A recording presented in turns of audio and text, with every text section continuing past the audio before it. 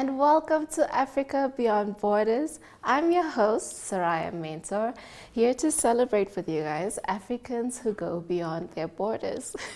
Today's guest is Lleyke Erasmus, filmmaker, artist, creative from South Africa who recently moved to America. Lleyke is here to share her stories and some life advice for you guys who also want to move to the big continent. Hi, Lleyke. Hi, Soraya. Thank you so much for having me today. It's great to see you again. It's so cool. It's Haven't seen you in so a cool. while. I miss you so much. Here in Namibia, it's daytime. What time is it by you? So it is currently 3:30 in the morning, 3:30 a.m., and it's very dark outside. I'm currently in North Carolina, super cold. I'm stuck on top of the mountain. So yeah, it's crazy to adapt to all these kind of weathers. Very insane. I miss you so much. Just a backstory to our audience. Lleyke and I went to film school together in South Africa, in Quebec. And today we're just going to be talking about her journey moving from South Africa to America. So, getting into it, I firstly want to hear what is the biggest culture shock you got when you moved there? And when did you actually move? So I moved to Florida. People, everyone from around South Africa, around from Cape Town, Durban, everywhere. It was so cool. The biggest culture shock that everyone can relate to, that's South African, that's also living in this country, is definitely the food, and as well as like how the systems work here. Everything is super technological. It's wild to adapt to everything here. And yeah, I would say the food is my number one culture shock. Nothing has spice on it. I miss Raja spice. I know you have such a big passion for food and just the culinary world in general. Is there something else beyond the food that you were like, this is a different cultural experience, even just like heritage? Um, so I must say, so I came to America to work in country clubs as a server at private country clubs. And being a server in South Africa for 5 years, compared to now only being recently a server in America, the culture is so much different on how to treat the people and, excuse me, how to treat the people and like how to ask them.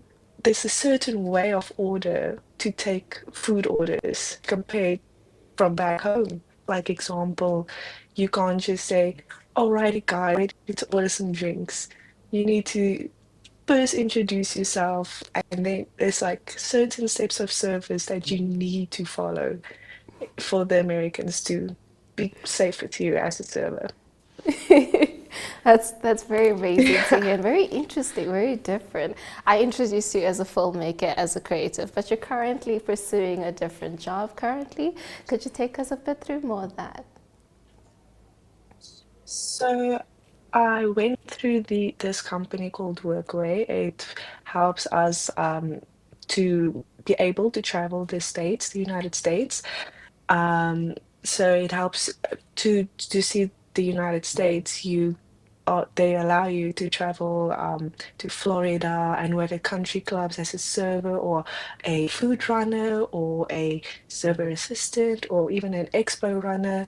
You get a lot of cool experience with that. So yes, like you mentioned, I was in a film, and what I loved about working in film production was working with people and different personalities. So doing this a normal server job in the States, it's an awesome challenge for me to pack on and just to see all these different personalities and different people and stories that you meet every day. It's not something that you'll see in South Africa. That's very, very cool to hear.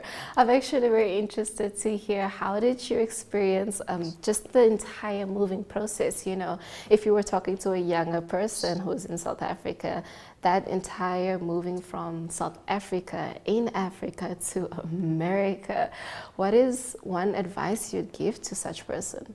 My biggest advice would be able to adapt. You're gonna work for winter season in Florida, and then for summer season you go up north. So be able to adapt. You're gonna meet so many new people. You're gonna have new roommates. You're gonna have new lifestyle that you need to adapt to just to be in comfort space for your roommates and your work crew and your co-workers, have a respectable line. So biggest one would be adapt and don't don't get too attached because you're gonna move on. It's a constant move. I promise you, you forget the days of the week. You forget you time flies so quick here because you're just on the move constantly. And it's fun. It's exciting. There's never a dull moment. I love hearing that. I love how excited you are and just adapting a lot. As you say, adapt, adapt, and adapt. I want to dive into your film career or your journey right now. Could you tell us what type of filmmaker you are and what your style is?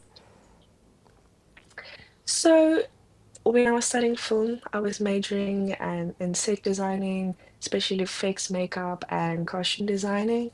And a lot of people would ask me like, what's your favorite style? What's your favorite director? And to be honest, I like anything creative, weird, and out of the box.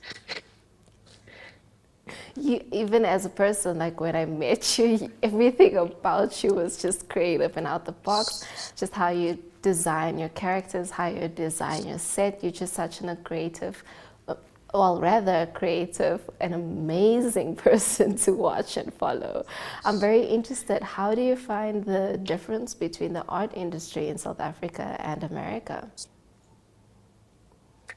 Um, so for me, art is art, and the difference with I would say is like the art in America, it's more commercial. Where in South Africa, we are super traditional. We stick to our culture. Where Americans, they get influenced really quick by like whatever in trend or whatever in fashion by that time, which I've realized now in this past couple of months being here. That's why I like South Africa, because we stick to our truth and I miss it every day. Besides art, I'm actually interested to hear what are other things that Africa doesn't compare to in America, like something that America cannot match to South Africa. So a really simple example is like the food markets. Like people here are not as friendly as South Africans. Oh well, Quebec was, it's not just people will just go up to you and say, "Hey, I don't like the color of your shirt," where the South Africans would be like, "Oh, I can see you having a braai. I can see it's going good." Like they're very uplifting. Where Americans, they just instantly will tell you that's not cool. That is so funny to hear. Excuse me. I would have never thought that. Oh, you're having a bra, it looks so good. In America, it's like that looks horrible. You know what I mean? It's very different. People are so upfront with South Africans. We are still nice. We are very nice, and I like that. Just very nice and very helpful. That makes me so, so happy to hear. If there's a part of yourself that has changed over this time that you've been in America, what would you say it is? Would say it is I would say it's my way of like approaching people and also the way of like I would say thinking. Like I've matured more in thinking because I'm seeing so much more than just South Africa, I'm seeing different people with and so many cultures that comes together in South Africa as well. Like, yeah, I would say I'm more open-minded now. That's amazing to hear. Just that's an experience that you can never lose because it's within you. Is this something that you could say, being from South Africa, that you took along with you just to keep you motivated or even just keep you alive? And it sounds really, really weird, but I still have some African notes in my wallet. So every time I'm missing home, I just look at a $10, $10, excuse me, 10 Rand note. And then I'm like, yes, I remember when this had meaning for me. You know what I mean? This is my motivation. That is so random. It's so comforting at the same way. Well, Leica, we're going to take a Exactly. quick break. It's going to be a quick break, and then we're going to get more into the film industry and the logistical aspect to moving to an entire new continent. Stay tuned.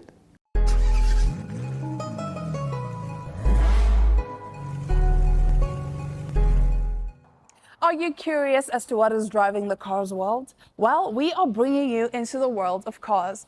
Tech, trends, road trips, and the stories behind the wheels.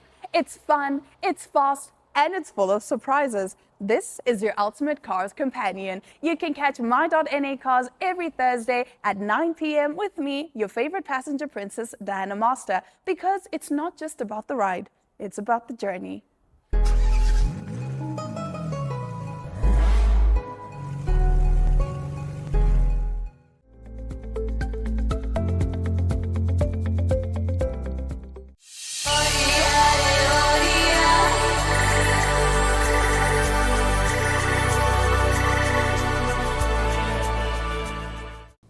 And welcome back. You are tuned into Africa Beyond Borders. I'm your host, Soraya Mentor, joined today by Lleyke Erasmus, filmmaker, content creator, artist, who's here to tell us her stories from America and what it's like moving from South Africa all the way to America.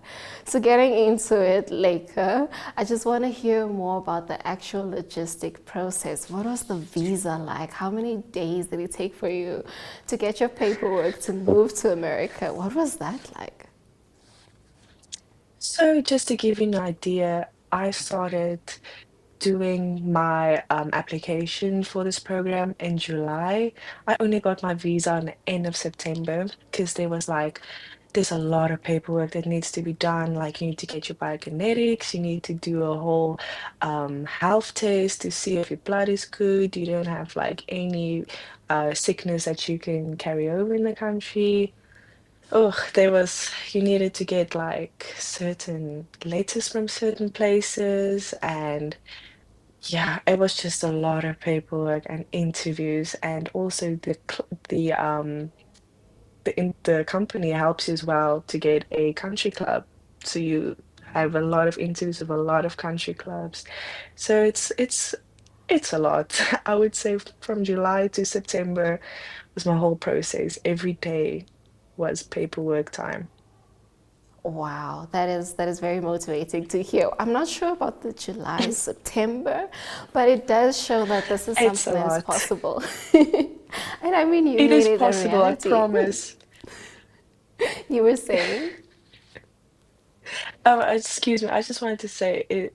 I know it sounds like so much work, but if you just push through, I promise, and you just get on that plane, it's all going to be so worth it, especially when you walk into your first apartment that they provide you in Florida. You're going to love it so much.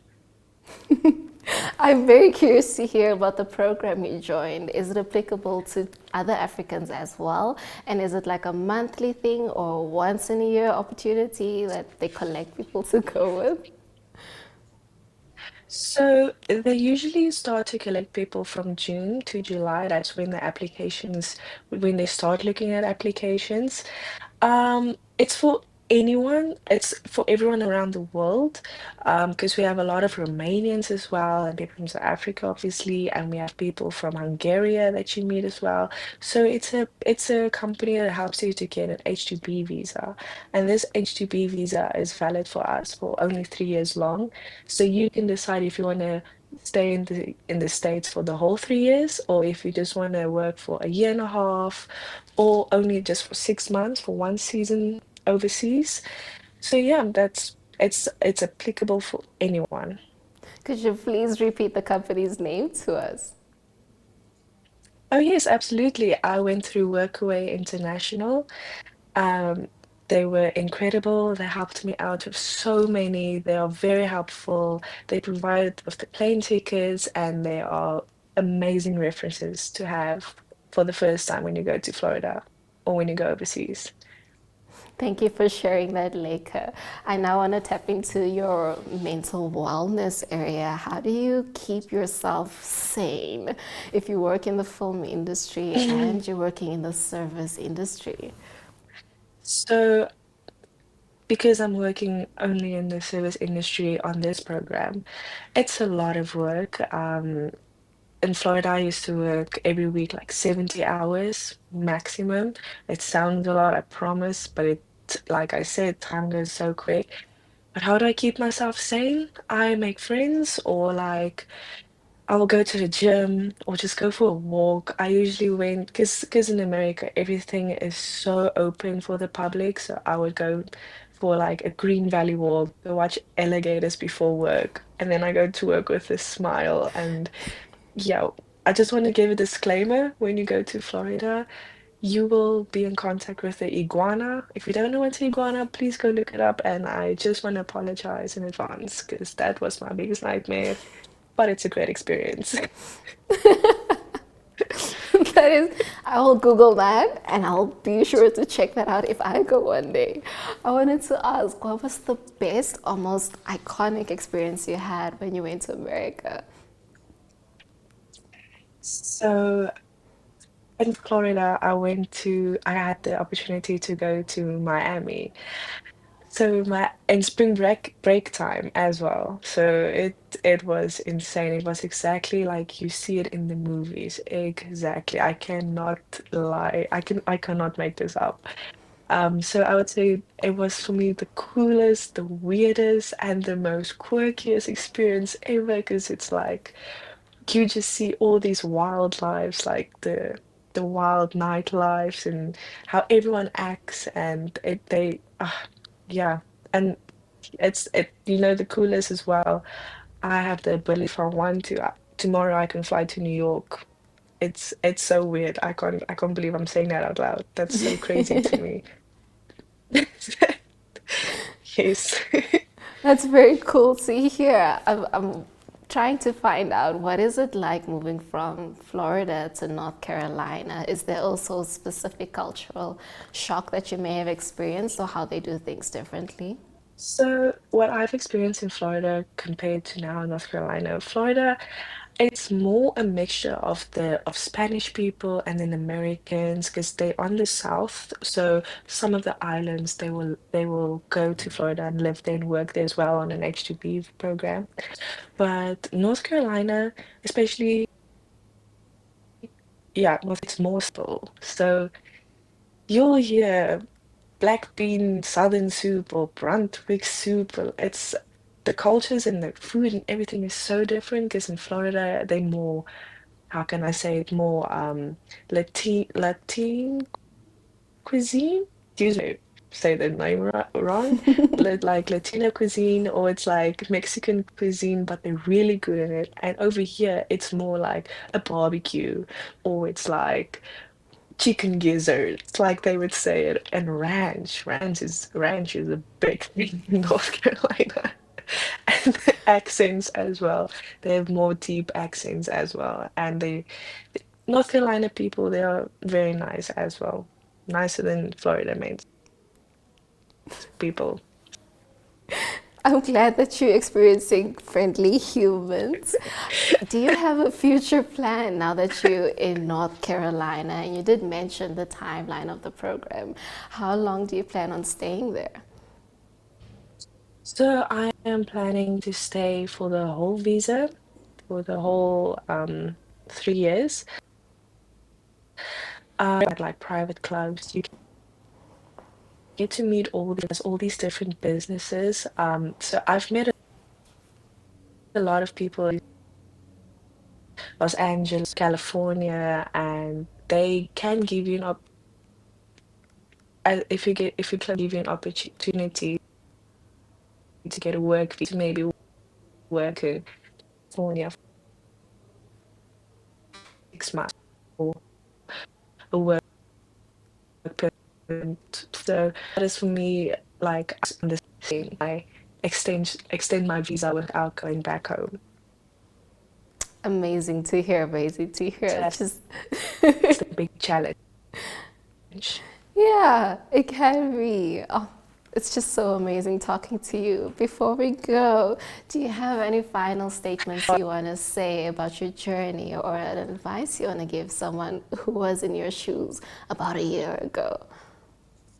Um, no, but one advice I can give you, yes, it's super exciting to receive to say, yes, you've been accepted, and yes, the paperwork can be draining, all that. But I promise you, as soon as you climb in that plane, you will get that nerves, but it's also like sad to leave your family, but those nerves is also like a curious nerves. So don't be scared. Just get on that plane and have the best time of your life and cherish every moment and make sandwiches because that's really cool. Thank you for sharing the master tips from Lleyke Erasmus. Lleyke, it was wonderful having you in studio with us from all the way America to right here in Namibia. Thank you for your time and just sharing your insights. Thank you, Soraya. It was amazing to see you again. It's so great to see your face again. Oh, it's been a while. It's great. But absolutely, I would stay awake for you anytime. Very much appreciated from us and the crew as well. Thank you. Thank you all. Thank you so much. Appreciate it. Awesome. And that was it for today's episode from Africa Beyond Borders, where we were joined by Lleyke Erasmus, filmmaker from South Africa, currently living in North Carolina, America. We're so excited to have Lleyke in studio today. Thank you for joining us, and we'll see you guys soon.